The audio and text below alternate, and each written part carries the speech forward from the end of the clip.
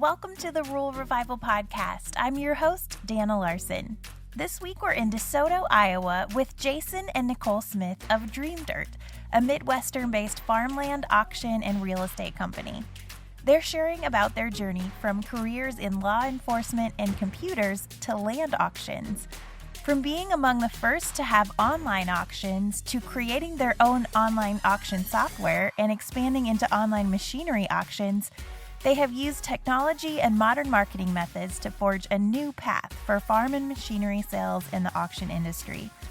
We talk about the importance of technology in their business and in the future of rural America, and the key roles mentors have played in their journey. So here we go with Jason and Nicole.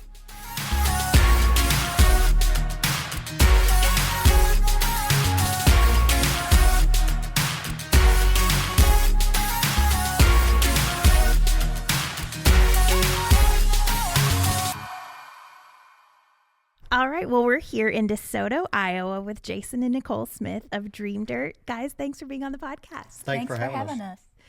Well, I want to start out and have you guys tell us a little bit about you. Nicole, I've known you my whole life.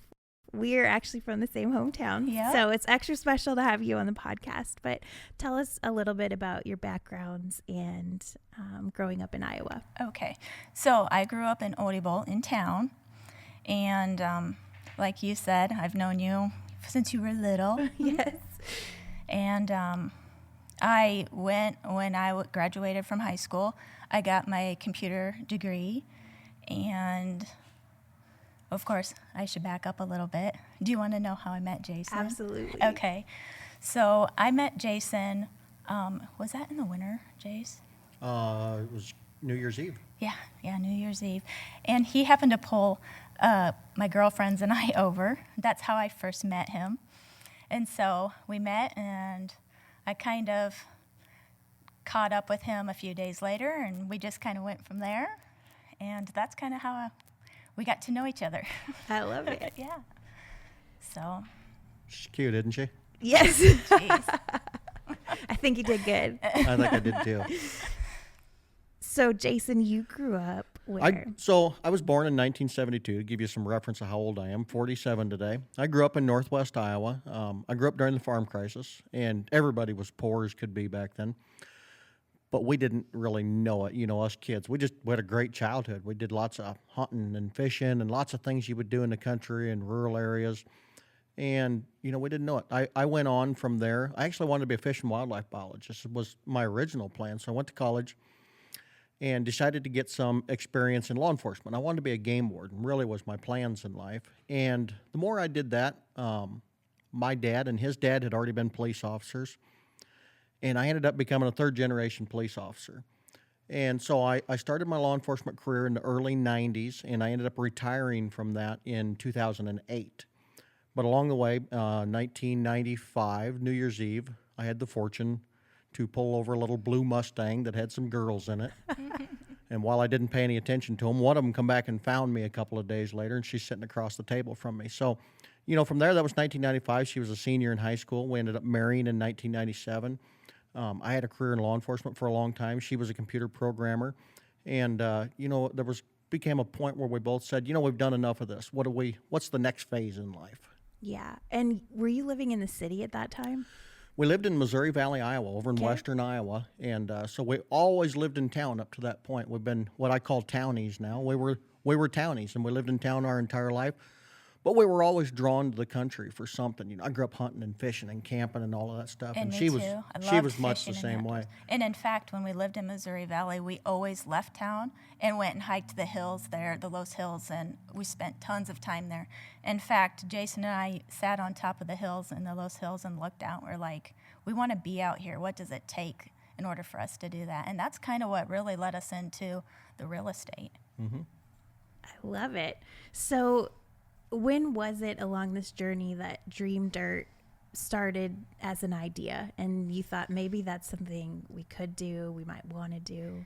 I'll let you answer that, Jason, because it kind of started all with you. It kind of in that 2005 to 2009 time frame is where the word DreamDirt hadn't been said yet, but the the idea, the concept was out there, that we wanted to do something. A really smart person told me one time, I kind of like the idea of farming, and I thought that would be cool, but it takes an awful lot of money to start farming. A first-generation farmer today has a hill to climb that's just, it's immense.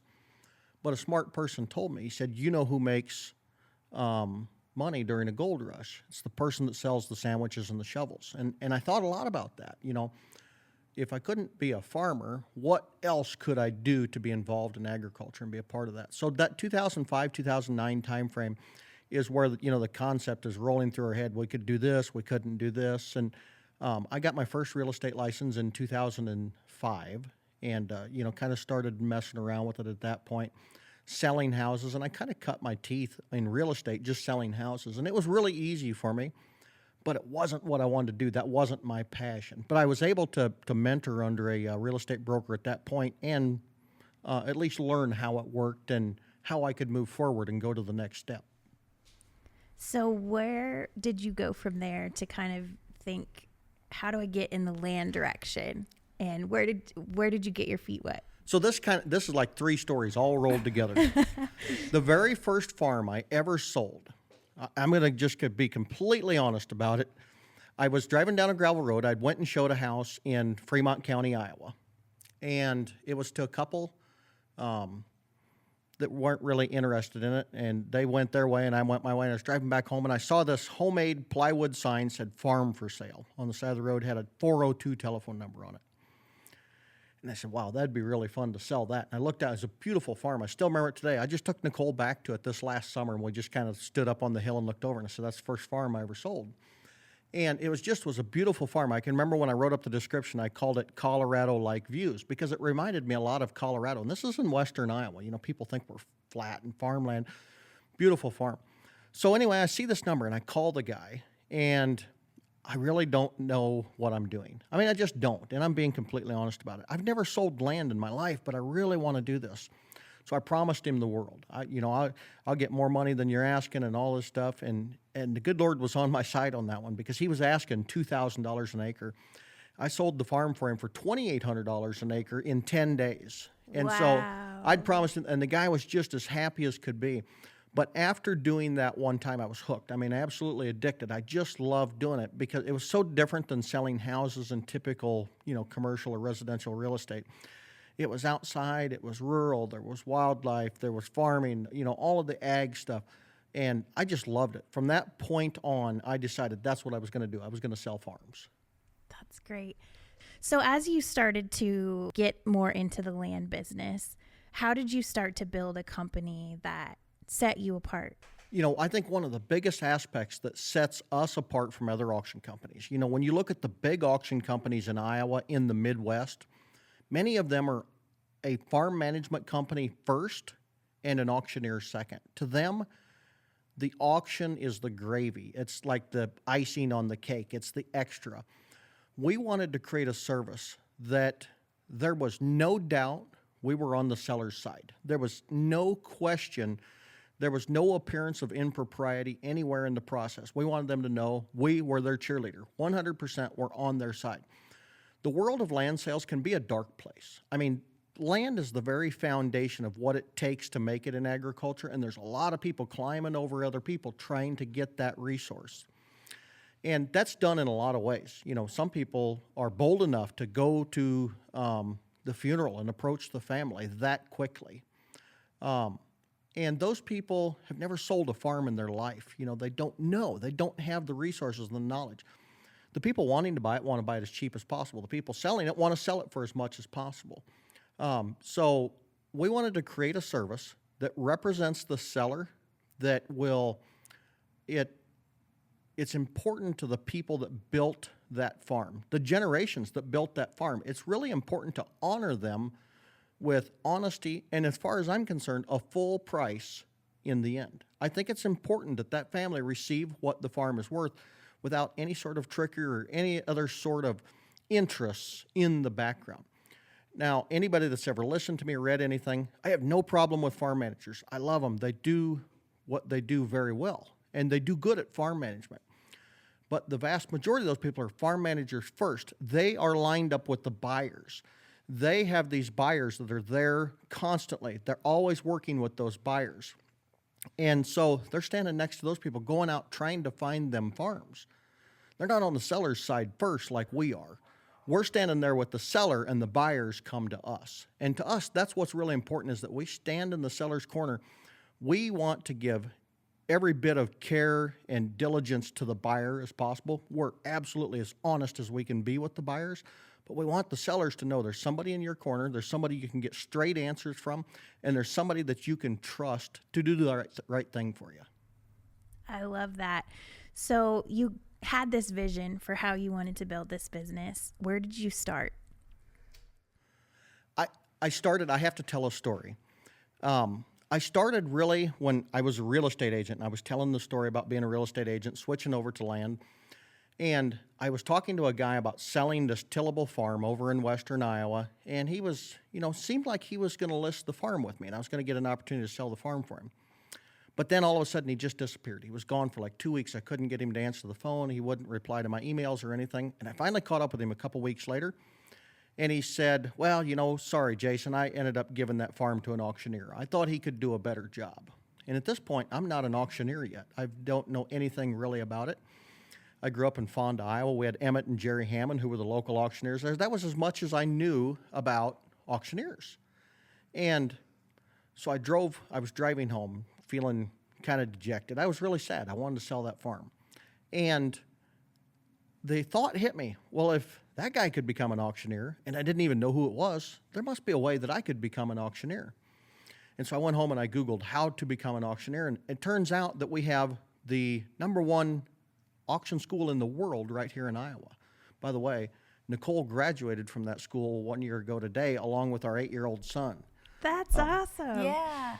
Yeah, so I ended up signing up to go to auctioneering school back in 2008, and don't know anything about it, but I go to auction school. It really changed my life. It changed how I saw the economics of selling land, the cost of money, and since that time, I have identified primarily as an auctioneer over a land broker. So I'm both. I sell land, I'm licensed, but I'm also an auctioneer. And I've found over the years, in my experience, the auction method treats land sellers the best, and it gives them the best results in the end. So that was how I ended up becoming an auctioneer and kind of taking our business from more real estate listings and kind of moving into the auction business. And at a point in there, DreamDirt, the company, doesn't become a reality. At this point, DreamDirt is a blog in 2008. It's just an online blog where I'm talking about land ownership, how to sell land, how to buy land, just information source. But at the same time, I'm working with other brokers. My license is under them. I'm not actually a broker. I'm just a salesperson. But in 2012, we kind of broke into the idea DreamDirt was going to become a company. It was going to become an LLC. It was going to be a real estate brokerage and an auction firm, and that's where we are today. That's great. You guys really helped forge a new path in bringing land auctions online. So as DreamDirt kind of moved from a blog to a business, when did you decide there's an opportunity there and that is something we really want to try to do? Well, Jason, I'll let you start with how it decided to go online, and then I'll go ahead and take off after that. So for the vast majority of the beginning of our auction and real estate business, we did live auctions. But right away in 2009, we started to kind of mess around with online auctions, where we were maybe adding in online bidding with a live auction. And to be honest with you, in 2009, we probably were slightly ahead of time. People weren't quite grasping it just yet. And we began to work with a software developer that ended up failing. So we built a system, and we were using it, and then they failed, and so our software was gone. We had to go back to the drawing board and start over. So in there, what we started doing was using like a third-party software that we could lease from another company and use, and we found them, the more we learned and the more procedures and the best practices that we created, they got better and better and better, and it become more accepted as time moved on, through the teens up into 2019 now. It's really well accepted. Even, the online farmland and the online machinery and all those. So in 2018, we really started to use the online only option, where the only option to bid is online. And that really went over well. We did the first one or two kind of with some trepidation, thinking, boy, it really was at the seller's request. They didn't want to have a live auction, so it was kind of a lucky break for us to have this situation where they didn't want it, but they wanted an auction. So we tried it, and it went over really well. And then we did it again, and it went over really well. And we did it again, and it just kept on going to where now we're doing somewhere around 80% of our auctions as online-only bidding. We've put a lot of research and thought, and we have a ton of experience in doing it that way. And in the we now know things we didn't know in the beginning, and we've learned a lot of things And through in fact, research or experience. right, and that's where I actually became more involved in everything. The online portion is what I handled. He did the marketing and, bringing them all in, and, he did the auction calling and so forth, but I did the online part of it, and it worked out wonderful. It started in 2009, and that's when we had Ty, so he was our first. So, he was just a few weeks old, sitting under the clerking table, bouncing in while we're doing, auctions and so forth. So I did that part of it, and then I don't remember if you mentioned this or not, but those were with a third party. But now we have our own software that we created ourselves just from the experience, because we fine-tuned, okay, we're in the land business, farmland business, and farm machinery. We need a software that works specifically for those things. Third-party software just doesn't cut it for that. So that's where we developed that sort of thing. We do it for real estate, like Jason had mentioned, but we also do it for machinery. And we have one, which is what Rachel works on now. She kind of heads that up, but it's called our Farm Bid. And that's a perpetual auction with farm machinery. So they can put on any piece, anytime. You don't have to wait for the next month for an auction. Yeah. When they hold, okay, we have our monthly machinery auction. This is when, you would take the pictures, you put it online, and you can have bids coming in that night. Our Farm Bid product is probably It's one amazing. It's one of the most unique and interesting things in our auction business, because it's completely different than any other online machinery auction, where this is the way I explain it. I'm not sure that people will always grasp what I'm saying, but we broke out of the auction framework. An auction, if you think of like a sale bill, it always has a date and a time, and there's a certain amount of things in that auction, and when they're all sold, that auction's done. But we really broke out of that, and we created this Farm Bid, which is a never-ending farm machinery auction. And so every Thursday at 2 p.m. on our website, we sell farm machinery. And the Farm Bid auction never ends. People are always adding stuff to it. Things are always selling on Thursday. And it just keeps on going. It's sort of like eBay. If you've ever used eBay, it's a lot like that. And it's just perpetual, and it just keeps on going. And it's the neatest product we've done. We've had such good results for our clients with that product. It's really amazing. Wow. So you obviously have the advantage of having a much more visual experience for your customers through all the pictures and stuff you can show. What happens if they want to go look at a piece of land or even a piece of equipment in person? They still do that. Yep. That stuff all happens. The fact that it's an online auction doesn't change any of that. When we're marketing a farm for sale, we still go out and show it. All that stuff happens. And people always ask us one thing that's like, so what do you do for advertising? We do the same exact advertising we would with a live auction. We still do sale bills. We create the videos and all of those cool things. People still go out and walk the farms. But just the opposite of that, I got to tell you the story. My business partner, Tom Bradley, tells this story a lot. We've actually sold farms using online auctions that people never came and looked at. Isn't that crazy? Wow. They watched the video. And our company does really great videos. Kristen Lau, who runs our communications department, does all of those videos. But our company actually won the #1 auction preview video for real estate in the nation in 2016 from the National Auctioneers Association.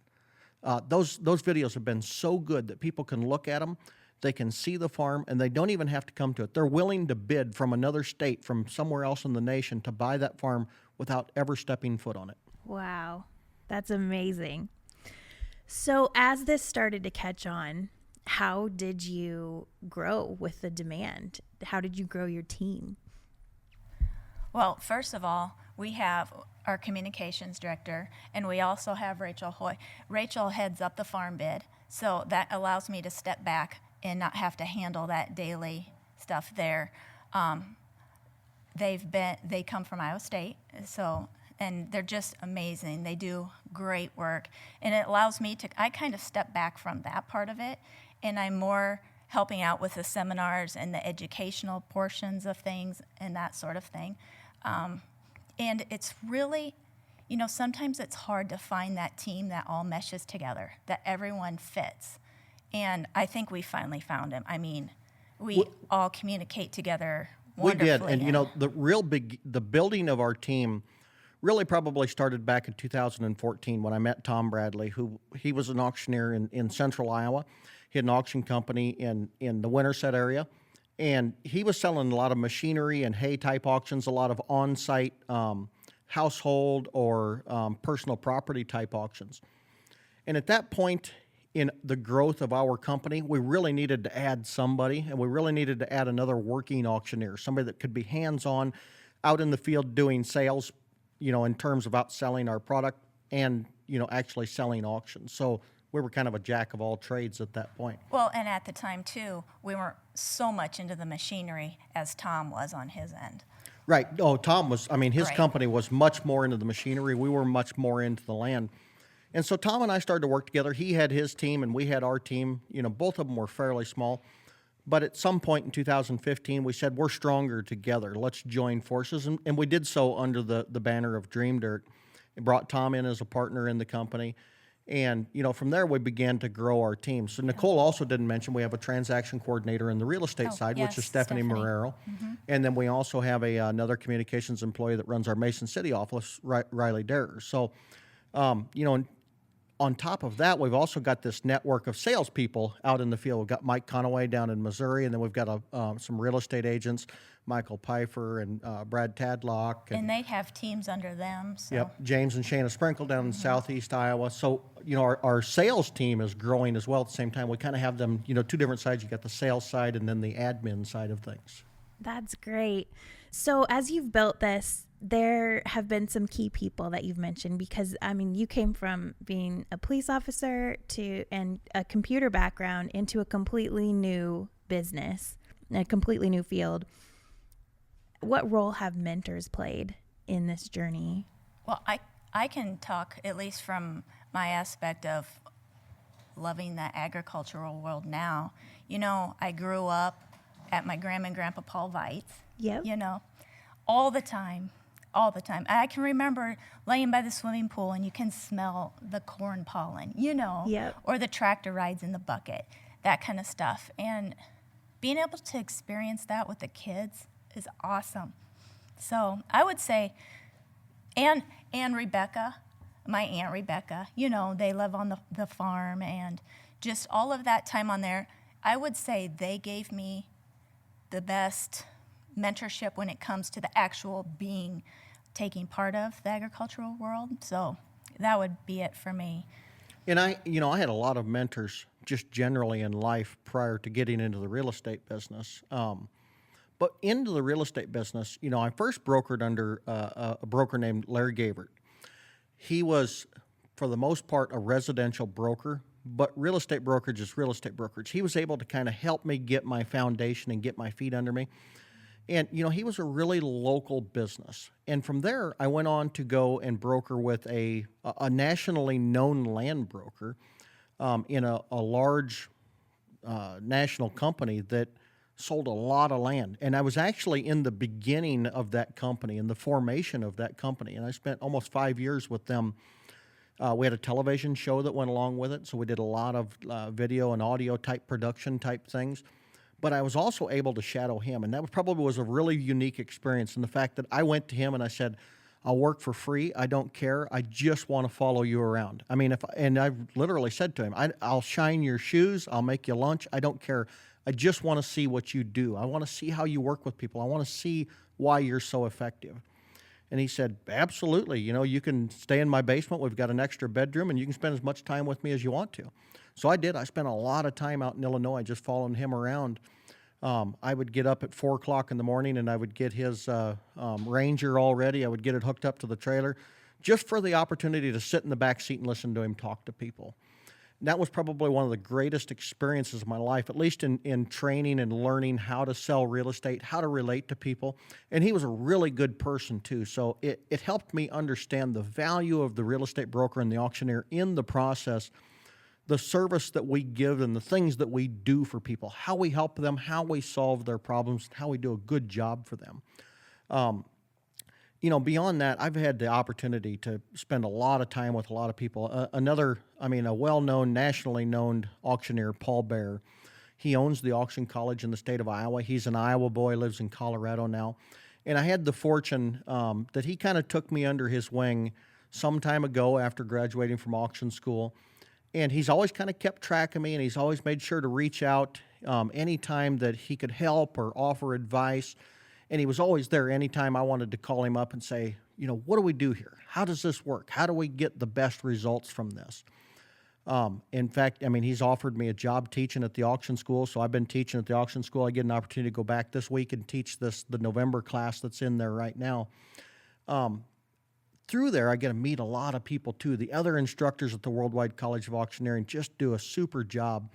And you get to meet all of these people from all around the United States. On top of that, I'm a member of the National Auctioneers Association, as is Nicole, and lots of state associations for auctioneers around the country where you get to meet a lot of neat people and network with them and learn things as well. Well, what started out in Iowa has now grown to serve the world, and you've literally sold land in other continents. Yep. We have. So was that originally part of your plan, or was that just a nice surprise along the way? That was a bit of a surprise. When you're building a company, and anybody that's built a company will laugh at me a little bit, but in the beginning, you just take any business you can get, just like, dear Lord, I hope we have a land auction coming this week. And that's the way the beginning was. And that's really where, we were able to market 10,000 acres in Paraguay. And it kind of came as a surprise to us. And I'll tell you how that came about. We sold a farm over in northeast Iowa. Tom, Bradley, and myself were out there. We sold the farm. And when we finished, we went to talk to the buyer that bought it. He was off-site. He wanted to bid, remotely using the internet. So they did that. We went out to get the papers signed. And he said, hey, by the way, do you guys sell farms in Paraguay? And we're like, yeah, of course we do, Why We'll not? sell farms anywhere. And so we got that opportunity. And you want to talk about an eye-opener, going and doing business in another country. We set Tom on an airplane, and he spent, I couldn't even tell you how many hours on an airplane flying out there to this farm. And then when he got there, he had to take, the dirt roads and see, how the for world. motorcycle, dirt bikes, And I got to see some of his videos. He was texting back to us, of the crazy driving down these rutted up roads and stuff. But they're growing soybeans down there. They're building their infrastructure, and it was really, really neat. So he went out there and he did all that. He got all the photos and created all the advertising for the farm, brought it back, and we did an online-only auction. We were able to do all the advertising for that thing, from right here using today's digital technologies. It was a really cool experience doing those types of things. And on top of that, I've had experiences selling land in Canada, which is a whole different story too, because Canada owns all the land and the people essentially lease it. So you're kind of selling leases up there. And it's a different kind of experience. But yeah, we've been all over the Midwest. I think I've sold land in 7 or 8 states in the Midwest as well. So that's great.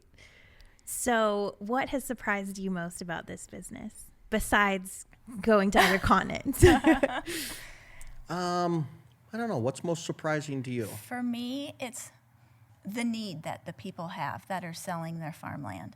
I think that has been, when you're on the outside and you look in from the outside, and if you haven't been a part of it, it's like, oh, well, they sold their land, they're moving on to the next thing, and someone else takes over.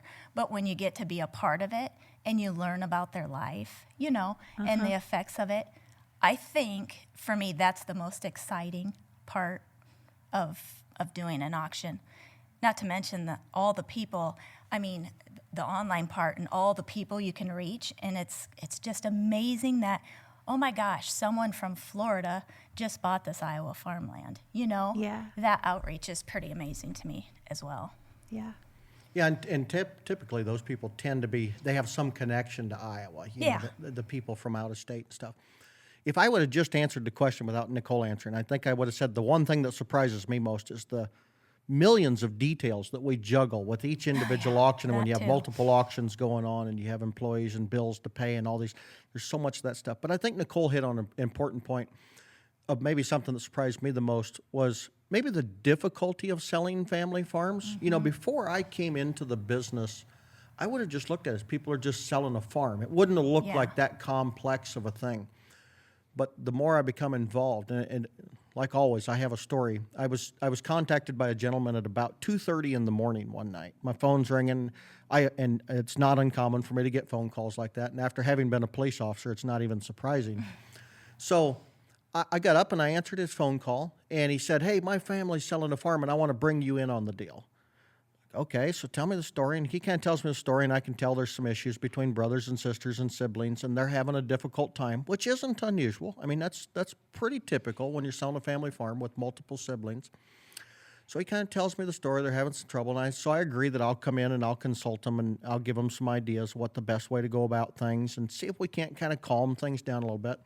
And that's one of the things that we bring to the table is getting everybody there and kind of, you know, trying to bring the tempers down and try and bring people together. And most of the time we can do that. So in this particular one, I talked with him quite a bit, and I talked to some of the other siblings, but there was about 9 of them, and I didn't get a chance to talk to all of them until we agreed to have a meeting at the lawyer's office. And so we went to the lawyer's office, and we sat down, great big huge table. It's all lined with bookshelves, you know, bookcases and bookshelves all the way around. And this gentleman that called me in the middle of the meeting all of a sudden just lost his temper. He stood up and started grabbing books off the shelf and throwing them at me and throwing them at the siblings and everything. And it was really at that point early in my career where I realized, you know, there's a lot of passion that goes into this. And there's the skill of an auctioneer is much more than just being able to talk fast. His ability to deal with people, to be able to recognize things, to be able to bring people down to earth and put people back together. Most people wouldn't even think of those qualities in an auctioneer, but that's a lot of what we do behind the scenes. And maybe the most surprising thing to me was that it's really difficult for people to sell a family farm. It's really, really hard for them. And it can tear some families apart if they don't go about it right. You know, I know some people that are still, 10, 12 years into the process, still mad at each other about certain things. And that doesn't need to be. I get why it's difficult. I get why it's permanent. But one thing that I really enjoy and surprised about is that aspect of it. Yeah. Yeah, it's the roots run deep on They those do. family farms. They do. Yeah. But it's very satisfying when you can take it's an overwhelming process for them, but when you can take that out of it for them and walk them from the beginning to the end and have a successful auction or sale of their land, however they choose, and that they're happy, Yeah. it's very satisfying. Yeah. Tom can tell you, he's sitting behind me, and I'm not even going to look at him, but he can tell you a time or two that I've shed some tears Yeah. when, one particular one that I really remember was a farm we sold in Woodbury County. You remember that one, Tom? Woodbury County, and these people were in trouble. I mean, they had financial problems, and they really needed us to come through for them. They really needed to have a good day. I mean, the stars and the moon and the planets all had to line up perfect to get this done, and boy, did it ever. And it did by like plus $2,000 an acre. It was just an amazing feeling to have lived through that anxiety with them, to have sit and listened to their concerns, their fears, to have known their situation, to know how a bad outcome was going to be really bad for them and how a good outcome was going to be exceptional for them. And we did, and I'm not going to take credit for it myself. The good Lord was looking out after them, or, just everything was perfect. The farm was worth it. The bidders cooperated, whatever it was. It really worked out. And that's some of those moments that it's just really hard to keep your composure. It's really hard to not see a deeper meaning in what we do. Yeah. What advice would you have for someone who has a dream like you did, and you're like, I think this is what my passion is and I want to pursue it, but I don't have experience in it and I don't even really know where to start? What would you say to them? Do it. Yeah. I mean, honestly, we came to a point where we started doing it and we were nervous to go farther. I used to say this in the beginning of this venture was, don't get any farther offshore than you can get back. And at a point when I partnered with Tom, I said, well, We're all in. we're all in. Yep. I mean, if we crash and burn, we crash and burn. That's the way it is. But that's the only way you can be the best, is if you go all in and say, you know what, we're going to give it our all. And if it works, awesome, you know? Yeah. And I think it's doing great. It really is. And it's, I'd tell anybody this. If I can do it, really anybody can do it. I mean, getting into business, I didn't know anything about it. I didn't know anything about real estate. I didn't know anything about auctioneering. I was a police officer. I used to wear a bulletproof vest and a gun to work, and I went and I straightened out people's problems enough to give them another 24 hours to get themselves back in another argument of some sort.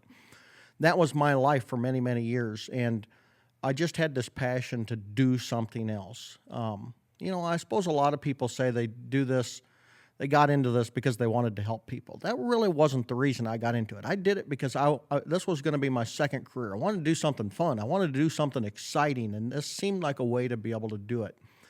Now that I'm in it, I really do enjoy the rewarding part of helping people and seeing how we play that role. I couldn't see that role initially. Now I can. But if you have a dream of some sort, just go do it. Just, get into it. Get started today. Because if you don't, you're never, ever going to get started. That's what I was going to say. If you don't just jump in and do it, there's never going to be the perfect time.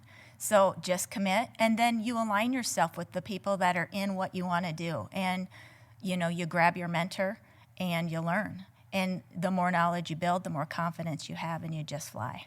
And when you find failure, be thankful for it. Yep. The best thing you can do is fail. I mean, it's essentially a free lesson. We've had some really bad failures along the way. I can remember, like, the one biggest one really early on. We hired a guy to do video production for us. Yep. Video and Editing and so forth. yeah, I mean, he was going to do social media and stuff. And he said he would take the job and he would move here from Indiana if we gave him $17,500 up front to get moved here and relocate. And he did. And after 11 days, he went back home with our $17,500 in the middle of the night. And we never saw him again. That's like the price of a couple of years of college right there. So we got a pretty good education. And, we've had times where we've had other financial disasters where, people have written bad checks or, whatever it might be, and they were really difficult. But you always get through them. And if you're not failing here and there, you're just probably not doing it right, or you're just so good, then keep on going. Because if you're that good, you're going to make her. Just don't give up. That's what I would say. You just pick yourself up, and as long as you can learn from that, then you just do nothing better than better yourself and your company. I saw a chart one time that showed people most think of success as like a straight line from point A to point B, when in reality it's just a squiggly, crazy line that goes all over. I wouldn't even call myself successful at this point. We're still building. We're still going. Maybe one day we crash and burn. I don't know, but we're going to keep on going. We got to this point. There isn't any sense in turning back. Yeah, that's great. Well, on a personal level, you two are very adventurous and spontaneous, which I think is awesome. Tell us about some of your most fun adventures, just to give people a little taste of what life is like for you. Okay, so I'll just share the recent ones that we've done. Okay, so we have 4 kids. They are all, well, how old are they? 3. How old are our kids? 3, 5, 8, and 9. Okay, so when you go somewhere, it's not just like, oh, let's go. You got to pack bags and get everything ready. Well, in our family, Jason is like, you know what? Sounds fun. Let's go to South Dakota fishing. Okay, like right now. So I'm packing up bags for the whole family, and it's literally like an hour or 2 later, we are in the car and heading to South Dakota for like a 3 or 4 day fishing trip, which is awesome. And one of the best things about being in DreamDirt is it allows us to do that, and the technology allows us still to connect in if you need to, but still enjoy that family time. So that's one of the crazy things that we've done lately. We've done that 3 or 4 times. We've done a lot of trips like that, and probably even clear back in the beginning. I can remember when, I was a police officer and I'd have to work the night shift, and I'd get off work at 3 o'clock in the morning, and I'd finish with work. I'm wide awake and ready to go, and so I would call Nicole and say, hey, get up, we're going to go to breakfast. So I'd go pick her up, and And we would drive to Denison to the Am Pride and eat breakfast at 3:30, 4 o'clock in the morning. We did that a lot. We did a lot of things like that. And we made a few trips to Colorado kind of out of the blue. And Our first date, we went all the way up from Sioux City over to Spirit Lake, Okoboji, and then all the way back and around. I mean, that was like... that was on our That's first date. several hundred miles. Yeah. That's cool. Yeah, it was so much fun. And just going wherever, wherever we land. Can I tell them the story about our trip to the mountains? Sure. When we were both younger, we decided we were going to go to the mountains and go on a trip. But neither one of us had really ever been to the mountains before. Never really experienced that. We didn't know if they have rattlesnakes or bears or exactly what they have out there. But we're like, hey, we'll just go buy a tent and go to the mountains. We don't know nothing about going to the mountains. Both of us done a lot of camping and fishing and stuff in our lives, but we've never been in the mountain environment. So we just packed the car and just head for the mountains. And so we had a tent and we had an air mattress in it. And I was a police officer, so I was carrying a pistol with me like I always did all the time. And we're laying in the tent in the mountains, and there's several other people camped around there. And all of a sudden we heard a bear or something, and we couldn't really figure out what in the world was that. We lay there and it was silent again, and we heard a bear again. I'm like, oh boy, this isn't going to be good. I thought there's a bear out there. I don't know if it's in our cooler or what's going on. So I decided to I sneak over to the door of the tent, and I'm going to be brave, and I zip the tent up a little bit. Well, one of our neighbors has a minivan that has one of those sliding doors on the sides. It sounds like a bear. A sliding door. He's ready to shoot the sliding door. I'm glad that's all it was. Turns out there was no bear. That's good. So at some point along this journey, too, you guys decided to move to the country yourselves, right? Yes. Yeah, and it's been wonderful. We rented, how many acres was that? 271. Yeah, so we went from town to 271 acres with cows, chickens, pigs. I mean, wow. We went all out, and it's the best experience. We had all three of our kids, and then the fourth was on a different farm, but all three of our kids were on that farm with us. They've all experienced, what it's like and the duties you have and responsibilities, and I just think it's one of the most wholesome ways to grow up, Yeah. So. And that was in 2008 when we finally moved to the country. Yeah. And that really came, we were in the Loess Hills, we were hiking, we had a couple Labradors, we'd take them out in the hills to get the energy out of them. And we just sat one day and said, what do we want to do with our lives? Where do we want to be? And we decided at that point, we want to move to the country. We don't want to live in town and have neighbors close to us. Not that we didn't like people, it's just that freedom of that spread your wings out in the country. That's what I would say. I would say living in the country is like just a free spirit, You just have the freedom. Yeah. I love it. I love all of the same romanticism that she does, but I'm fascinated by the rural economy and how things work. To me, it's fascinating that in the beginning of this, I really started out, I wanted to be a farmer. I wanted some connection. I think that every person has some internal biological desire to connect with the soil and the dirt and to grow food. And, people talk about fresh grown this and fresh grown that or corn raised beef. And I think everybody has some internal biological connection to those types of things. I love all those things. But when I look at the economy, the rural economy, and how everything revolves around the farmer, in the beginning I wanted to be, because that's like the cool job, being the farmer. But when you really look at the economy, the farmer's kind of the person where all the money flows through and none stops there, He's paying the seed salesman, he's paying the auctioneer, he's paying the landlord's rent, he's paying all of his taxes on all of his land, and the money's just flowing through him going to everybody else. So you look at that economy out there in the country and how it revolves around the farmer. I'm really fascinated by those types of things. And, I don't know that many people really recognize that. Everybody wants to be the farmer because it's a cool job and they think that they've got the money. But in reality, the money's passing through them. We all kind of revolve around the farmer and the rural economy. And I think that that's pretty neat. Yeah. What excites you most about the future of rural America? The most exciting thing, it has to be technology at this point in our lives. Small farms are getting fewer, bigger farms are getting bigger, and I know that some people look down on that, but the whole world, that's happening in every industry. Mm-hmm. It's not just farming, and I know that some people have problems with that, but we have no other option other than to grasp that. The economies of scale dictate that farmers grow. Whether you're a dairy farmer, you're a grain farmer, you're a livestock farmer, whatever it might be. And that's the same with the auction business. The world dictates that we grow. You've heard the saying before, if you're not growing, you're dying. And that really is true of just about any business, any industry. And I know people take exception more in the farm world.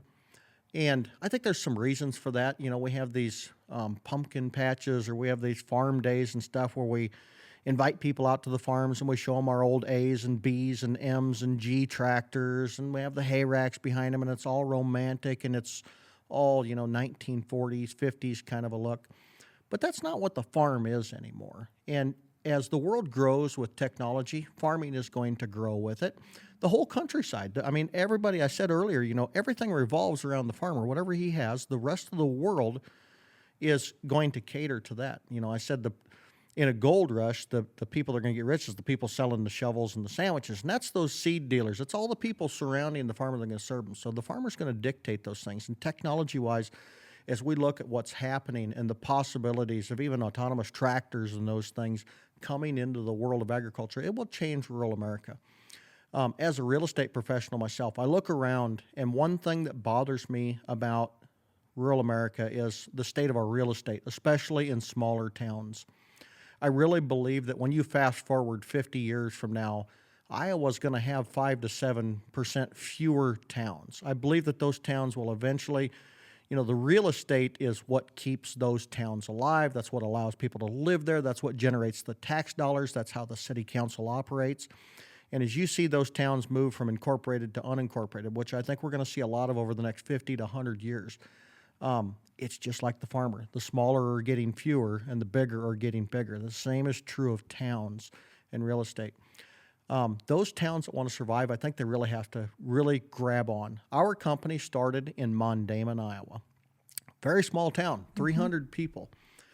And we eventually grew enough that we could no longer exist there because the internet connections weren't good enough for us to do. They weren't good enough and they weren't reliable enough. And while we would love to still have some sort of a satellite there, it just didn't work out. We had to move our offices to bigger towns where that infrastructure could serve us better. We call this office our Des Moines office, but it's really out in small town of DeSoto on the western edge of here. We really like that smaller field and the way things are out here, but we also have the Mason City office, which is right in front of Walmart. It's just kind of the dead center of all of the ability and the capabilities right there. So that's my thought. Technology is changing us. It has changed us rapidly, but it's going to continue on. We've not reached the point where it's over yet. And all of those people that revolve around the farmer are going to have to grasp what they're doing and cater to that. And I also think that these towns that want to survive, for another 100 or 200 years really will have to work on catering to that as well and becoming better at all of those things. I think you hit everything good there. I think even us as a smaller business right now, we also stay on top of our technology and we continue to come up with new ideas so that we can serve the same people and be able to stay on top of that. And it changes fast. It Technology does change. Changes so fast right now. Mm-hmm. Yeah, it's hard to keep up. It is. What's next for you guys and for DreamDirt? More of the same, I hope. Yeah. We want to keep going. We're working to scale into states surrounding us. Right now, we do 90% of our business in Iowa, and we're working to scale out to Minnesota, Missouri, Nebraska, South Dakota areas. We've spent a lot of time researching those markets and learning more about them, what's needed there, who's there, what do they do, what types of services or products really serve those people the best. So that's really that's our next plan, is just to keep on doing more of what we're doing now, just maybe on a bigger scale. Mm-hmm. That's great. Well, how do we follow along? Well, you can go to our website. It's DreamDirt.com, and you can see all of our information from there. And you can also go to bid.dreamdirt.com if anyone's interested in any of the auctions or bidding there, and that's where you can find our farm bid auction as well. And you can always follow on our social media too. Yep. We've got, if you go on Facebook, search for DreamDirt, and we're on there. And Nicole also has her own page, Nicole Smith Farm and Land Auction, so you can follow on that one. We're on Twitter and YouTube and all of those cool places too. Okay. Well, we will link to all that in the show notes. Wonderful. Guys, thanks for being on the podcast. This has been great. We really Thank you. appreciate it. It was a lot of fun.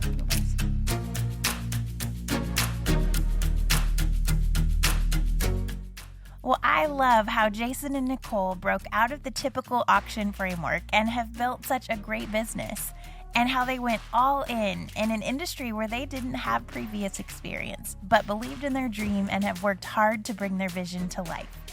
Be sure to check out the show notes, and if you're looking to buy or sell farmland, the DreamDirt team is ready to help.